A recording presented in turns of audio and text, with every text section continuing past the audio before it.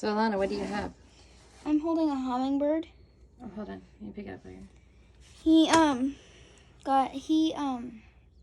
got stuck in. He came through our double door. Mm-hmm. He got stuck, huh? Yeah. You gonna let him go? Yeah. You ready, guy? There he goes. Up, up, and away. And he didn't poop in my hand this time. Winner! Yeah. So guys, And the hummingbird is A-okay. well, that's not the same one. The Yeah, same it one looks was like just there. It's not the same one? No, I think the same one was just there for like a minute and a half, and then that one just stopped by to get a drink. Possibly the same one, possibly not.